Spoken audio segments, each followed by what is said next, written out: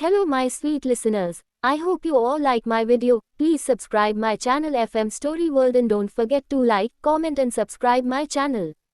अगर आप सबको कोई भी नॉवल की रिक्वेस्ट करनी है तो हमारे टेलीग्राम चैनल को ज्वाइन कीजिए और कमेंट कीजिए.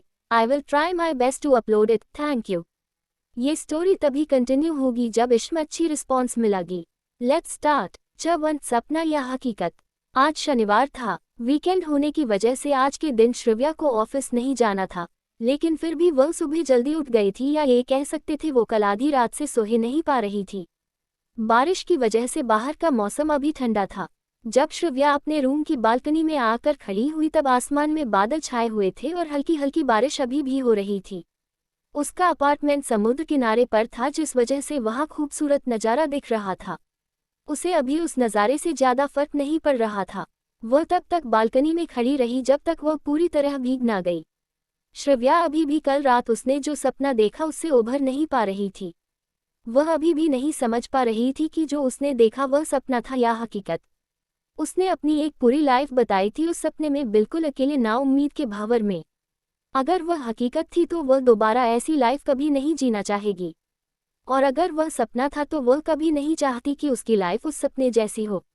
इसीलिए बालकनी से रूम में जाते हुए उसने डिसाइड किया कि वह अपनी लाइफ उस सपने जैसी कभी नहीं होने देगी, चाहे उसके लिए उसे कुछ भी क्यों न करना पड़े.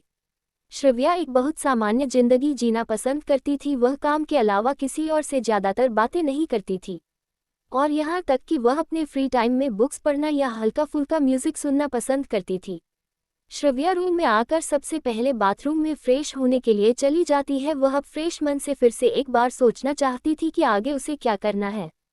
थोड़ी देर में श्रव्या बाथरूम से फ्रेश होकर बाहर आती है. उसने अभी ब्लैक कलर का क्रॉप टॉप और ऑरेंज कलर का नी लेंथ का स्कर्ट पहना हुआ था, जिसमें वह बहुत ही एलिगेंट और खूबसूरत लग रही थी. उसने अपने स्ट्रेट हेयर को खुला छोड़ा हुआ था. श्रव्या रेडी होकर हॉल में आई. उसने चारों तरफ देखा. उसका ये अपार्टमेंट अभी पूरी तरह स्टाइलिश तरीके से सजाया गया था, जिसकी चमक समय के साथ खत्म हो गई थी और आखिर में उसे ये अपार्टमेंट बेचना पड़ा था. ये अपार्टमेंट श्रव्या ने अपने पैसों से खरीदा था. ये एक टू भाग अपार्टमेंट था जो ज़्यादा बड़ा तो नहीं था, लेकिन उसके अकेले के लिए काफ़ी था. श्रव्या को अब भूख लग रही थी तो वो अपने लिए कुछ बनाने के लिए किचन में गई. उसने जल्दी से पोहा बना के उसे लेके आकर सोफे पर बैठ गई. उसने खाली घर में चारों तरफ देखा. उसकी आंखों में अभी कुछ उदासी थी. उसने टीवी चालू कर दिया और पोहा खाना शुरू किया, और थोड़ी देर के लिए अपने सभी विचारों को साइड में रख खाना एंजॉय करने लगी. अभी खाना खत्म ही हुआ था कि उसके फ़ोन की रिंगटोन बज उठी. श्रव्या ने टीवी बंद करते हुए फ़ोन अपने हाथ में लिया. जब उसने देखा कि किसका फ़ोन है तो उसकी आंखों में एक चमक आ गई. ये उसके नानाजी का फ़ोन था, जिन्हें उसने एक अरसे पहले खो दिया था. उसके नानाजी के जाने के बाद शायद ही किसी ने उसकी फिक्र करते हुए दिल्ली उसे कॉल किया होगा. श्रव्या ने खुशी खुशी अपना फ़ोन उठाते हुए कहा, हेलो नानू. दूसरी तरफ से पहले कुछ खांसने की आवाज़ आई, फिर एक जानी पहचानी उम्रदराज लेकिन चिंतित आवाज़ सुनाई दी, श्रव्या क्या आपने खाना खा लिया? ये सुनते ही श्रव्या की आंखें हल्की नम हो गई. उसने इस आवाज़ को एक लंबे अरसे तक बहुत मिस किया था. फिर उसने खुद को संभालते हुए धीमी आवाज़ में कहा, मम्मा मैंने खा लिया. नानू क्या आपको जुकाम हुआ है? आपने दवाई ली? हाँ, मुझे कुछ नहीं हुआ है. मैंने अभी अभी अदरक वाली चाय पी है, इसलिए अभी कुछ देर में गले की खराश चली जाएगी. मुझे तुम्हें कुछ बताना है. तुम्हें मेरे लिए ये करना ही होगा. अपनी बात साबित करने के लिए नानाजी ने अपनी आवाज़ एनर्जेटिक करते हुए कहा. अपनी बात आगे जारी रखते हुए उन्होंने एक दृढ़ आवाज़ में कहा, मेरी उम्र होती जा रही है. तुम्हारी माँ पूरा दिन काम में बिजी होती है, जिस वजह से मुझे हमेशा तुम्हारी चिंता लगी रहती है. मैं तुमसे कहा था मैं तुम्हारे लिए कुछ भी करूँगा वह सबसे बेस्ट होगा. इसलिए मैं कभी किसी की तुम्हारे लिए सिफारिश नहीं करता हूँ, क्योंकि मुझे लगता है कि कोई भी ऐसा है वैसा इंसान तुम्हें डिजर्व नहीं करता है. इतना कहते हुए वह अचानक रुक गए. फिर अपनी बात को आगे जारी रखते हुए कहा, लेकिन आज मैं तुम्हें किसी की सिफारिश करना चाहता हूँ.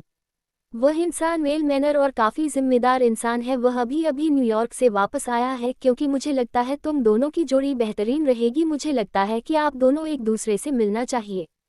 इसीलिए आज दोपहर 1 बजे आपको उनसे लंच के लिए मिलने जाना है, जिसके लिए मैंने अटीरा गार्डन व्यू रेस्टोरेंट में बुकिंग कर दी है. टाइम से वहाँ पहुँच जाना. मैं चाहता हूँ आप उसके बारे में खुद जाने फिर ही कोई निर्णय ले. मुझे लगता है आप दोनों एक दूसरे लिए बिल्कुल परफेक्ट होंगे.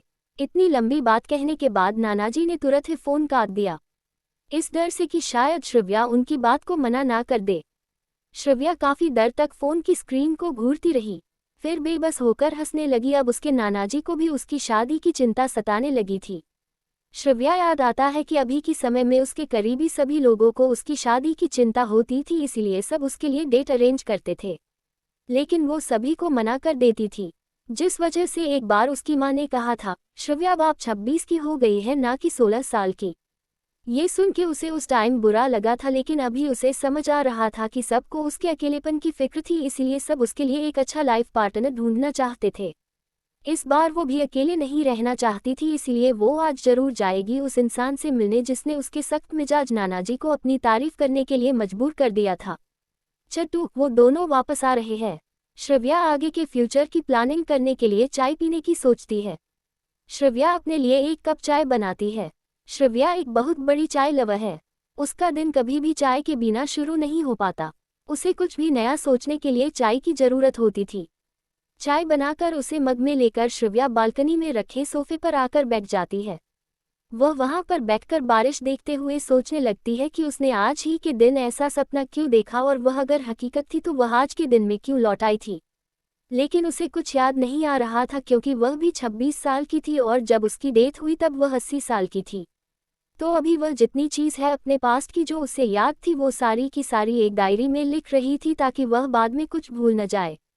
उसने सारी इम्पॉर्टेंट बातें डायरी में नोट कर ली थी और अपनी चाय का कप अभी खत्म करके रखा ही था कि उसका फ़ोन फिर से बज पड़ा। उसने बिना देखे कि किसका फ़ोन है कॉल रिसीव कर लिया। कॉल की दूसरी तरफ से एक लड़की की बहुत ही खूबसूरत आवाज़ आई। श्रवू, यह मैं हूँ। मैं अभी ट्रैवल कर रही हूँ।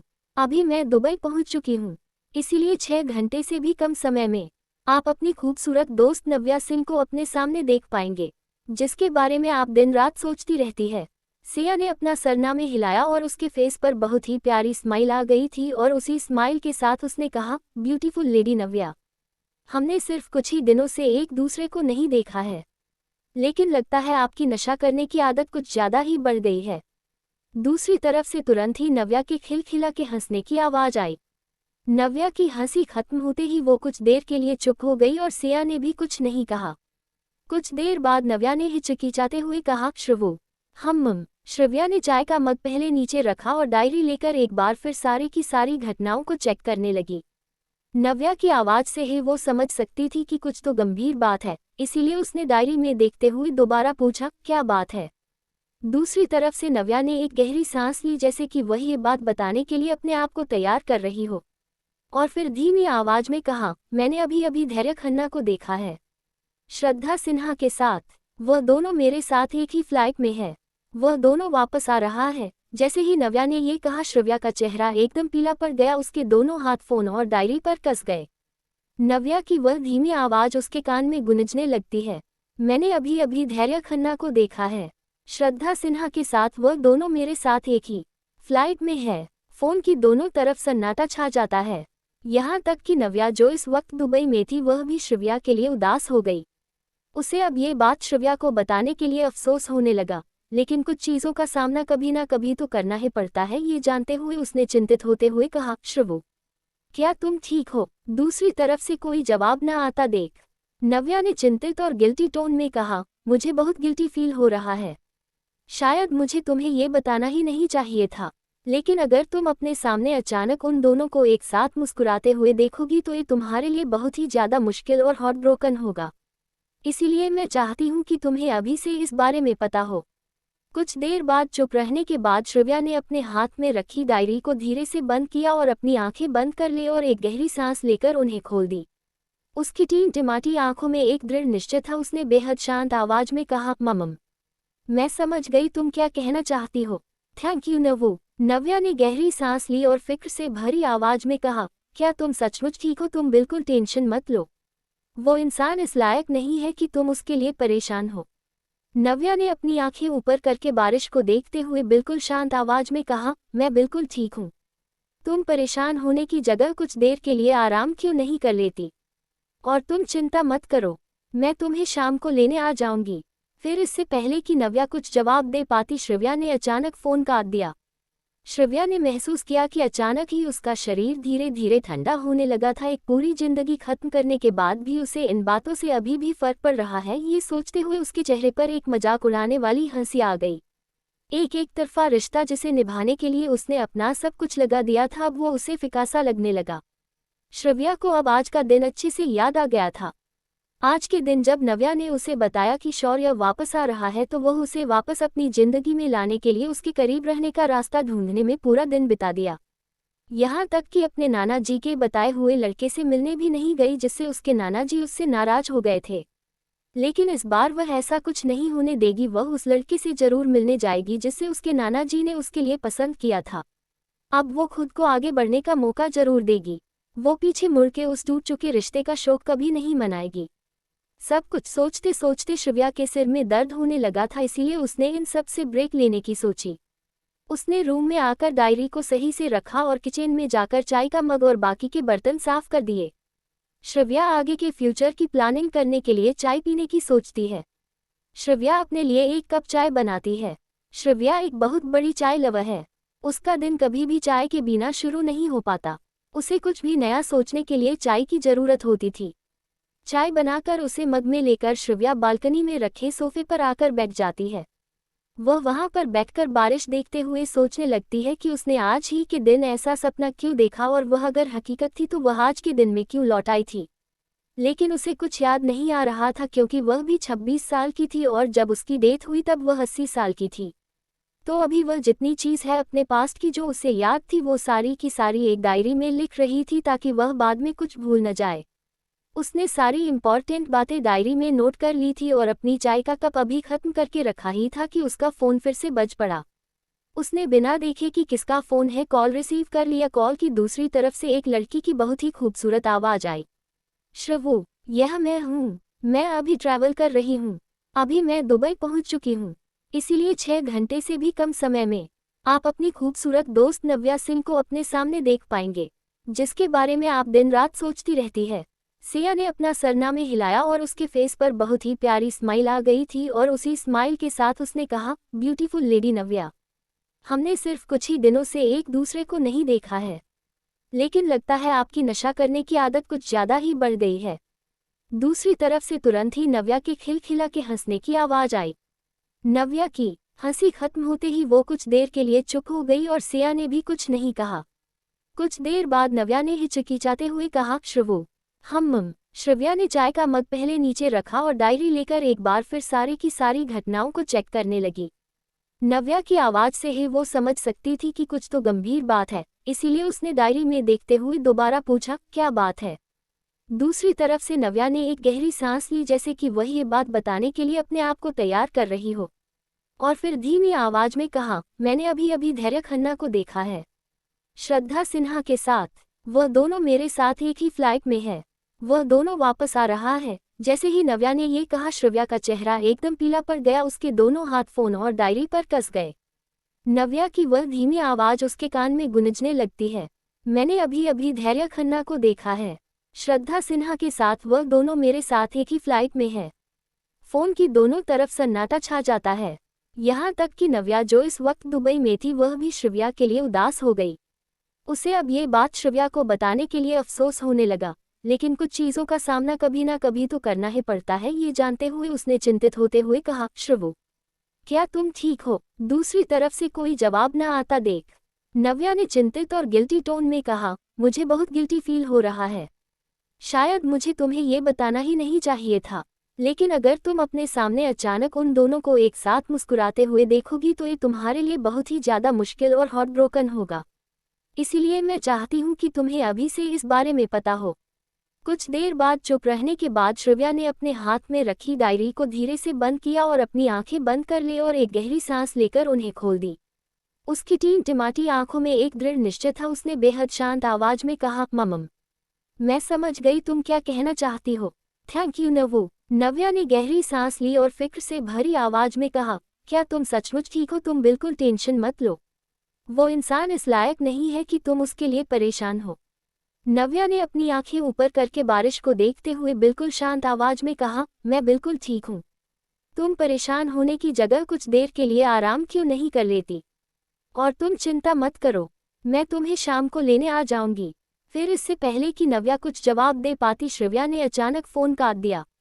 श्रव्या ने महसूस किया कि अचानक ही उसका शरीर धीरे धीरे ठंडा होने लगा था। एक पूरी जिंदगी खत्म करने के बाद भी उसे इन बातों से अभी भी फर्क पड़ रहा है, ये सोचते हुए उसके चेहरे पर एक मजाक उड़ाने वाली हंसी आ गई। एक तरफा रिश्ता जिसे निभाने के लिए उसने अपना सब कुछ लगा दिया था, अब वो उसे फिकासा लगने लगा। श्रव्या को अब आज का दिन अच्छे से याद आ गया था। आज के दिन जब नव्या ने उसे बताया कि शौर्य वापस आ रहा है, तो वह उसे वापस अपनी जिंदगी में लाने के लिए उसके करीब रहने का रास्ता ढूंढने में पूरा दिन बिता दिया। यहाँ तक कि अपने नाना जी के बताए हुए लड़के से मिलने भी नहीं गई, जिससे उसके नाना जी उससे नाराज हो गए थे। लेकिन इस बार वह ऐसा कुछ नहीं होने देगी, वह उस लड़के से जरूर मिलने जाएगी जिससे उसके नाना जी ने उसके लिए पसंद किया था।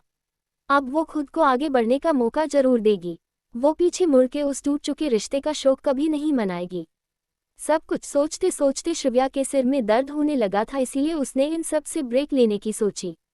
उसने रूम में आकर डायरी को सही से रखा और किचन में जाकर चाय का मग और बाकी के बर्तन साफ कर दिए।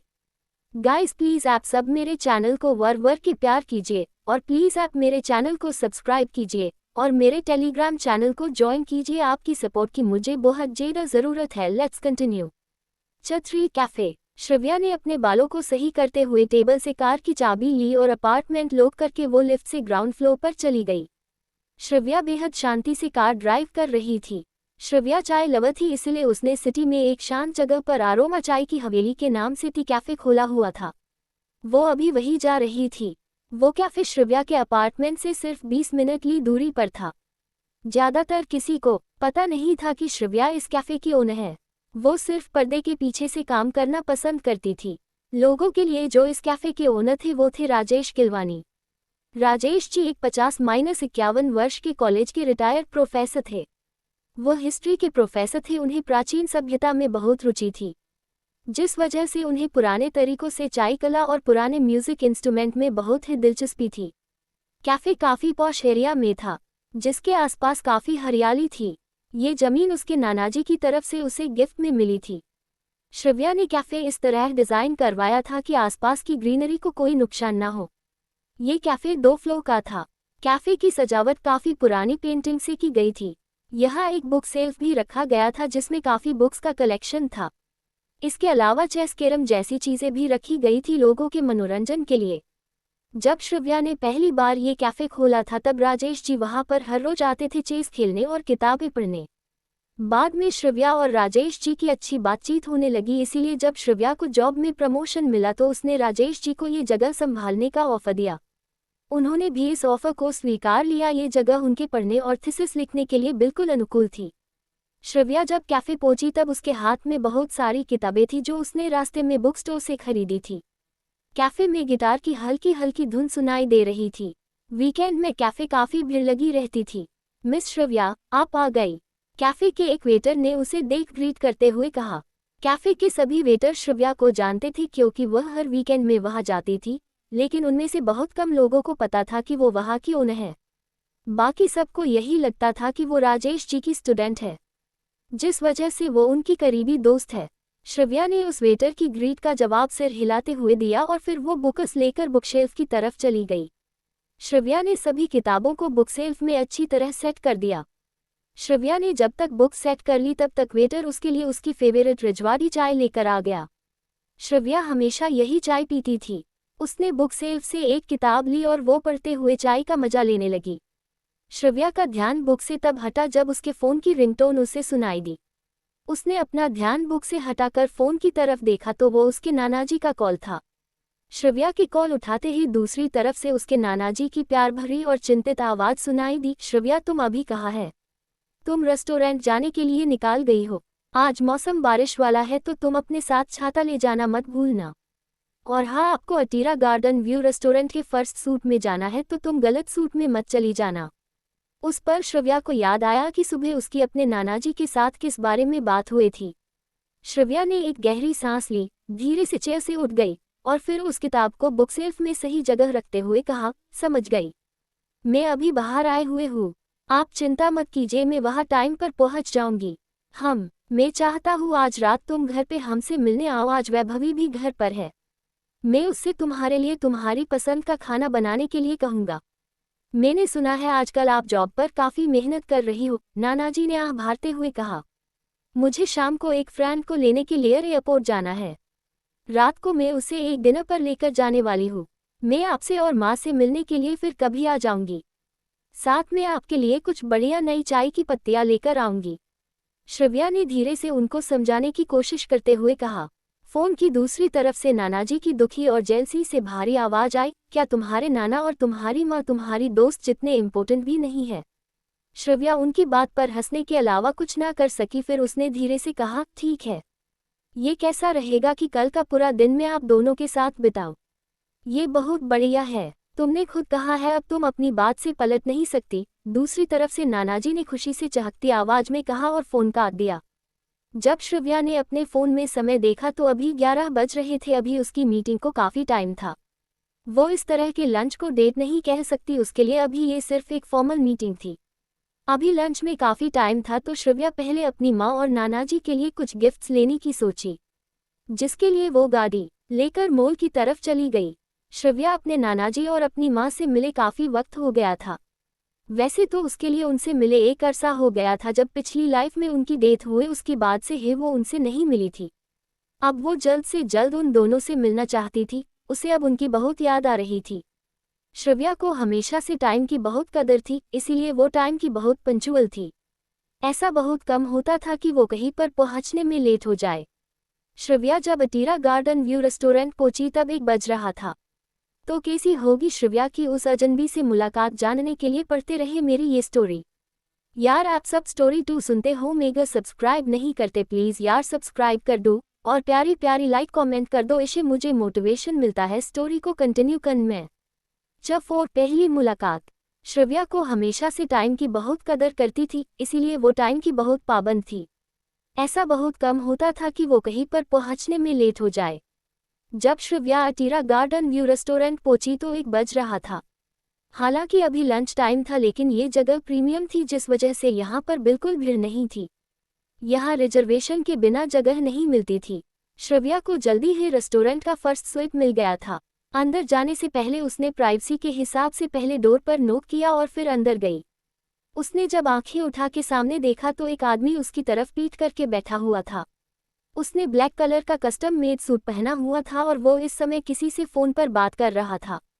श्रव्या ने एक गहरी सांस ली और आगे बढ़ते हुए उस आदमी के सामने वाली सीट पर बैठ गई। उसने सीट पर बैठकर सामने वाले आदमी पर एक नज़र डाली। ठीक उसी समय उस आदमी ने भी उसकी तरफ देखा। उसकी समुद्र सी गहरी काली आंखें बेहद खूबसूरत थी, जिसमें अपार गहराई थी। उसकी नाक एकदम परफेक्ट शेप में नुकीली थी। उसके पतले होंठ और उसके चारों तरफ एक बेहद असाधारण सा ऑरा था, फिर भी वो काफी लो प्रोफाइल लग रहा था।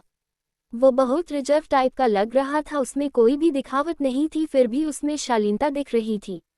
उस एक पल में है श्रव्या के दिल की धड़कनों ने शोर करना शुरू कर दिया था, जिससे शांत करने के लिए श्रव्या ने जल्दी से अपनी नज़र उससे हटा ली। श्रव्या जल्दी ही होश में आ गई। उसका सुंदर चेहरा शर्म की वजह से लाल हो गया था।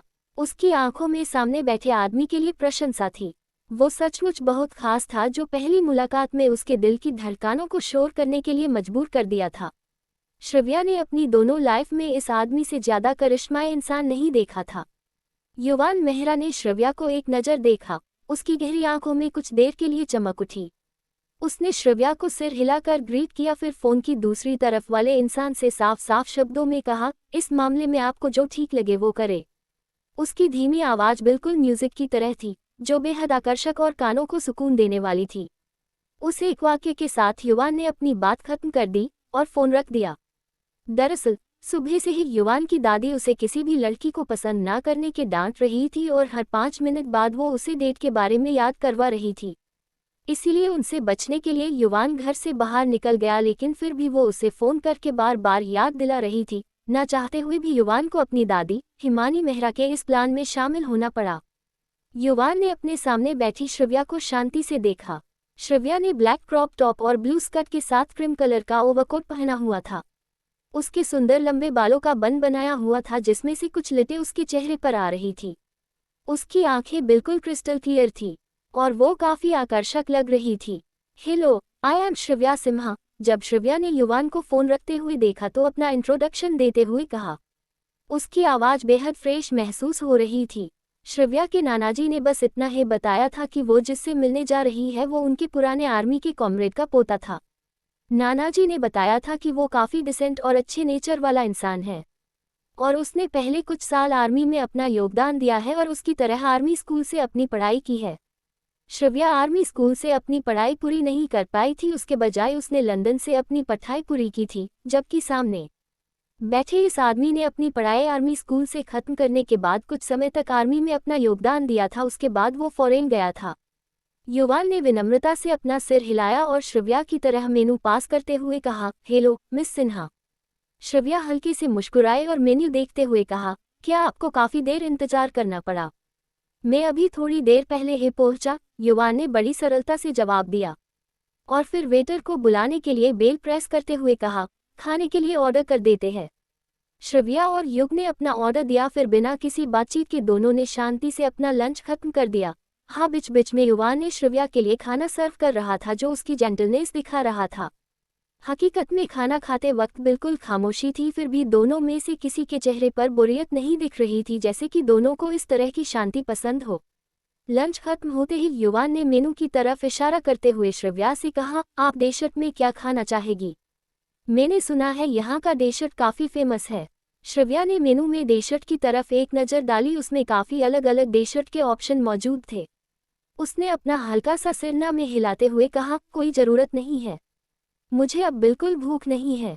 आप मीठी चीज़ें खाना पसंद नहीं करती? युवान ने उत्सुकता से उसकी तरफ देखते हुए पूछा। भले ही उसने प्रश्नात्मक सवाल पूछा हो, लेकिन उसकी आवाज़ में पूरा आत्मविश्वास था। श्रव्या ने अपना सर हाँ में हिलाते हुए अपना सिर नीचे करके अपनी बात कहने से पहले एक पल के लिए सोच, जब मैं छोटी थी तब मेरी माँ मेरे दांत खराब ना हो जाए इसलिए मीठी चीज़ें ज़्यादा खाने नहीं देती थी। फिर जब मैं बड़ी हुई तो ये मेरी आदत में शुमार हो गया। अब मुझे मीठा ज़्यादा पसंद नहीं आता, लेकिन मुझे चाय पसंद है। युवान उसकी बात सुनकर मुस्कुराते हुए दोनों के लिए चाय मंगवाई। दरअसल युवान को भी ज़्यादा मीठा पसंद नहीं था, लेकिन उसने सुना था लड़कियों को मीठा ज़्यादा पसंद होता है, इसीलिए उसने डेजर्ट के लिए पूछा था। क्या श्रव्या युवान को पसंद कर उसके साथ आगे बढ़ने का फैसला लेगी? जानने के लिए पढ़ते रहे मेरी ये स्टोरी। चैप्टर 5, युवान की श्रव्या के लिए केयर।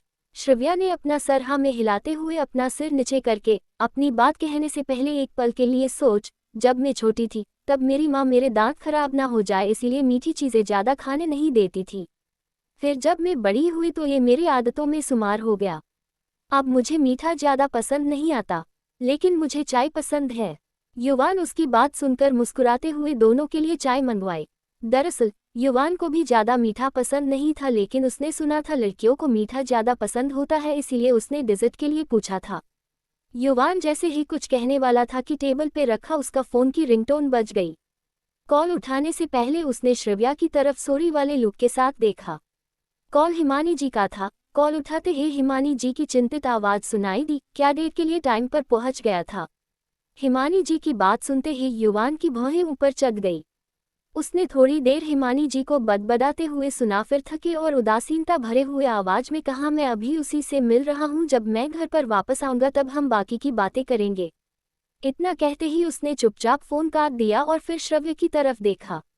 श्रव्य उत्तर उसी टाइम हाथ में चाय का कप लिए हुए खिड़की के बाहर आसमान की तरफ उदास आंखों से देख रही थी। बाहर कहीं एक जानी पहचानी धुन बजनी शुरू हुई। शमा कहे, परवाने से परे चले जा, मेरी तरह जल जाएगा, यहाँ ना आना। वो नहीं सुनता, उसको जल जाना होता है। हर खुशी से हर गम से बेगाना होता है। प्यार दीवाना होता है, मस्ताना होता है। हर खुशी से है, हर गम से बेगाना होता है। खिड़की से ठंडी हवा अंदर आ रही थी। वह ठंडी हवा उन दोनों के बीच अभी फैली हुई शांति को भंग करने का काम कर रही थी। ठंडी हवाओं की वजह से ना चाहते हुए भी श्रव्या हल्का हल्का सा कांप रही थी। कांपने से बचने के लिए उसने अनजाने में ही अपने दोनों हाथों को जोड़ लिया और उन्हें आपस में रगड़ा। और जैसे ही हाथों को अलग किया, उसे अपने हाथ के पिछले हिस्से में जबरदस्त जलन महसूस हुई और एक ही पल में उसने महसूस किया कि एक बड़ा हाथ उसके हाथ को खींच रहा है।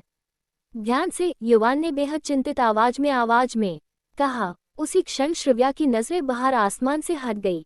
फिर उसने महसूस किया कि चाय के छलक जाने की वजह से उसके हाथ पिछला हिस्सा हल्का सा जल गया है। श्रव्या अपने इस व्यवहार से शर्मिंदा थी, जिस वजह से उसकी स्थिर आंखों में नमी की वजह से धुंधलापन आ गया। वो अपने हाथों को छुपाना चाह रही थी, लेकिन इससे पहले वो हिल पाती, युवान ने अपना व्हाइट रुमाल धीरे से उसकी तरफ बढ़ाया। श्रव्या एक पल के लिए झिझकी, फिर धीरे से मान गई। उसने अपनी हाथ के पिछले हिस्से में लगी चाय को रुमाल से हल्के हाथों से साफ कर दिया। थैंक यू, श्रव्या ने धीरे से एक बार फिर उसे शुक्रिया कहा और उसके छोटे से चेहरे पर इस वक्त गिल्टीपूर्ण मुस्कान थी। क्या आपको ज्यादा चोट लगी है? युवा ने उससे पूछा, लेकिन जैसे ही उसकी नजरें श्रव्या के लाल हो गए हाथ पर गई, उसकी भौहें ऊपर चढ़ गई। श्रव्या ने हल्के से अपना सिर हिलाया। उसकी आंखों की चमक फीकी सी पड़ गई थी, फिर भी वो हल्के से मुस्कुराई और धीमे से कहा, कोई बात नहीं, मैं वापस घर जाकर इस पर बर्फ लगा दूंगी। आकाश में इतना क्या दिलचस्प है कि उसने आपको अपने में खोने के लिए मजबूर कर दिया?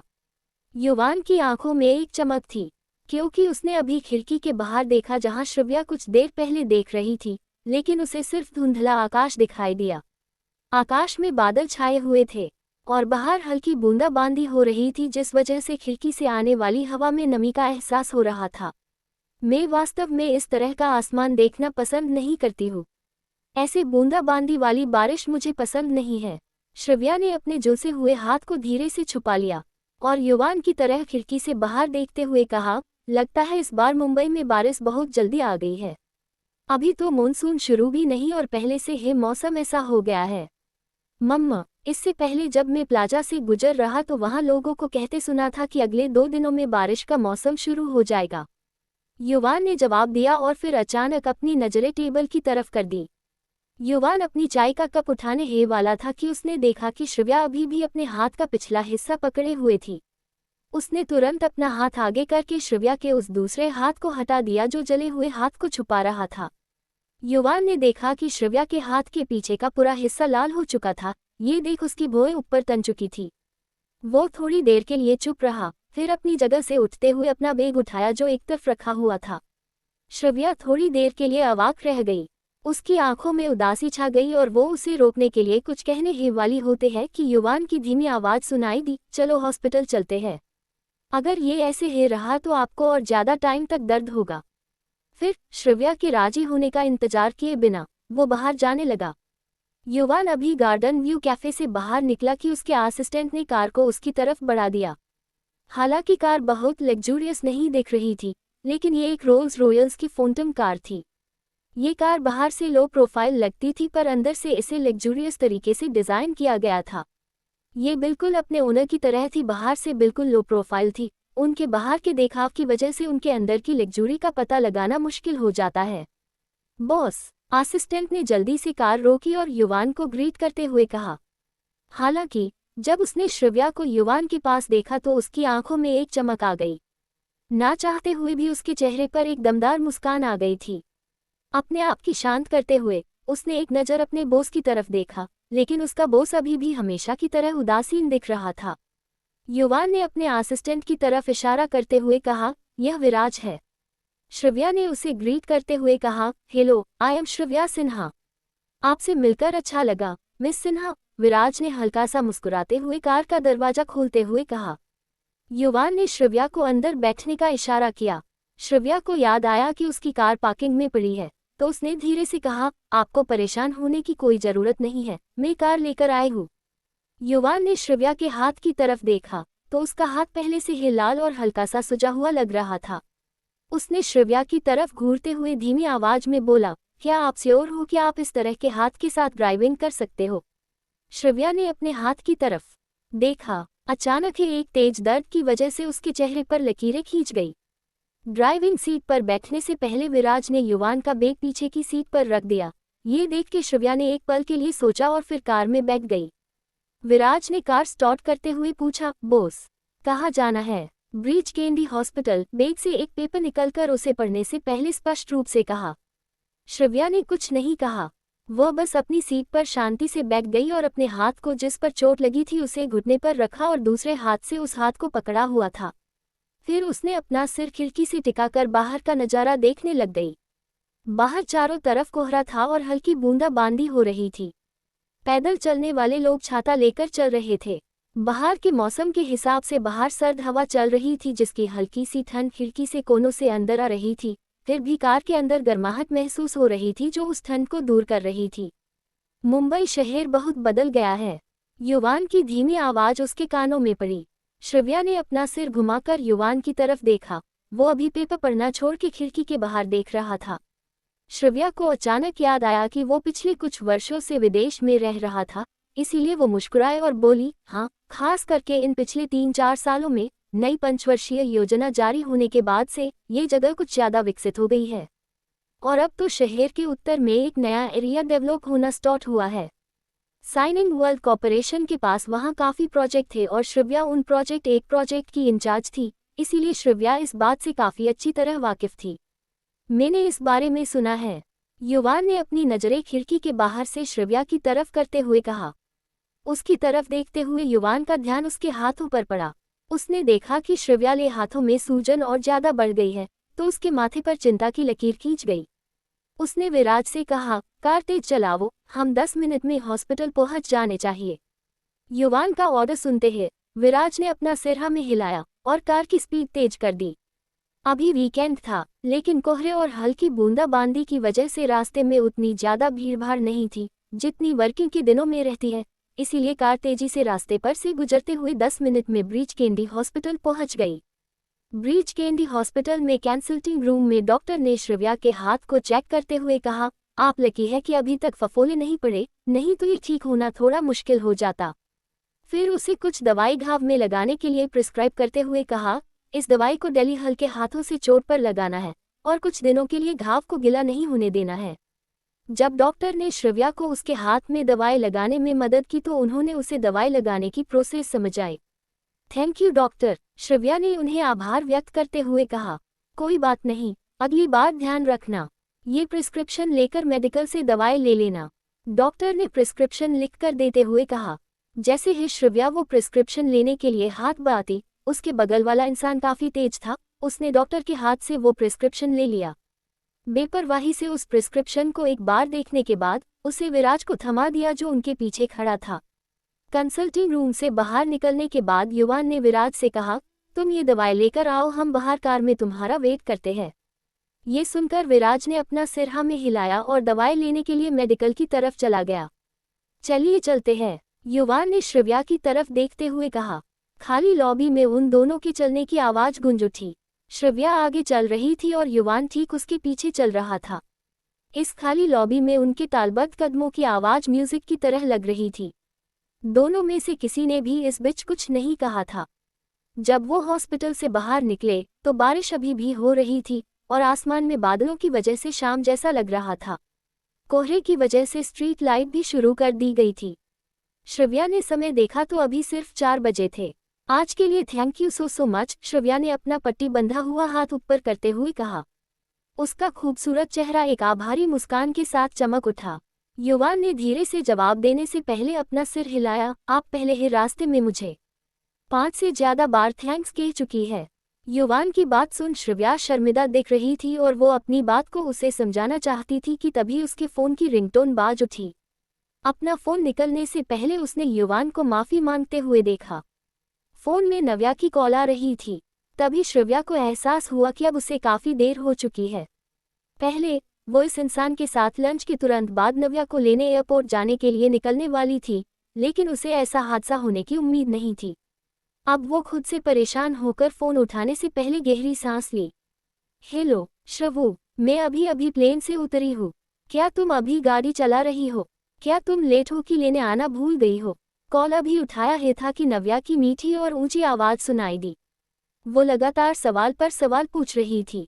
श्रव्या को फ़ोन थोड़ा कान से दूर ले जाना पड़ा और उसके बगल में खड़े युवान को भी उसकी बात साफ सुनाई दे गई। श्रव्या ने फ़ोन वापस कान से लगाते हुए कहा, मैं तुम्हें लेने आ रही हूँ, मेरे लिए थोड़ी देर वेट करो।